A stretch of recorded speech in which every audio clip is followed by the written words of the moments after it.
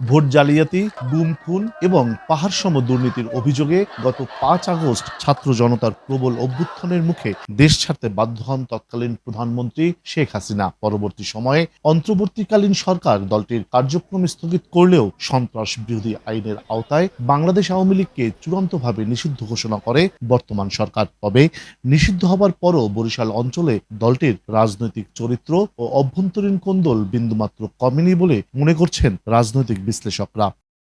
দীর্ঘদিন ধরে এই অঞ্চলে আওয়ামী লীগের রাজনীতির একক নিয়ন্ত্রক ছিলেন শেখ হাসিনার ফুফাতো ভাই আবুল হাসনাত আবদুল্লাহ। তার হাত ধরেই ২০১৮ সালে সিটি মেয়র নির্বাচিত হন পুত্র সেরনিয়াবাদ সাদিক আবদুল্লাহ। তবে ২০২৩ সালের নির্বাচনে এই সমীকরণে ফাটল ধরে। শেখ পরিবারের সরাসরি হস্তক্ষেপে সাদিককে সরিয়ে মনোনয়ন দেওয়া হয় তার আপন চাচা খোকন সেরনিয়াবাদকে। চাচা ভাতিজার এই ক্ষমতার লড়াই মূলত বরিশাল আওয়ামী লীগকে দুই ভাগে বিভক্ত করে দিয়েছিল, যার রেশ এখনো কাটেনি।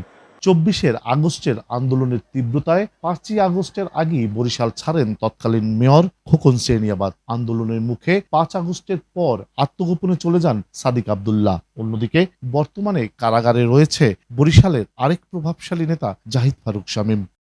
শীর্ষ নেতারা আড়ালে থাকলেও বরিশাল আওয়ামী লীগের রিমোট কন্ট্রোল এখনো সাদিক আবদুল্লাহর হাতেই রয়েছে বলে ধারণা স্থানীয়দের। সামাজিক যোগাযোগ মাধ্যমগুলিতে আমরা যে বিষয়গুলি লক্ষ্য করছি আর কি, বিশেষ করে তারা যখন চোরাগুপ্তা বিভিন্ন রকম মিছিলগুলি করে বা অন্য কোনো তাদের বিবৃতি বা এগুলি দেয়, তখন কিন্তু আমরা যেটা দেখতেছি সেটাও ওই বিভাজিত। এরা যে বিচ্ছিন্নভাবে বিভিন্ন সময়ে আমরা দেখি ছোটখাটো ১০ জন ২০ জন মিলে একটা প্রসেশনের মতো রাস্তায় বেরোচ্ছে, ফাঁকা রাস্তায় বলতে গেলে, সেখানেও তাদের মধ্যে কোনো ঐক্য আমরা লক্ষ্য করি না। এদিকে বরিশাল মহানগর বিএনপির শীর্ষ নেতাদের মতে আওয়ামী লীগ তাদের পুরনো নৈরাজ্যবাদী চরিত্র থেকে বেরিয়ে আসতে পারেনি। বর্তমান যে সংসদে এটাকে আলোচনা থেকে সর্বসম্মতিক্রমে সেখানে এটাকে নিষিদ্ধ ঘোষণা করা হয়েছে।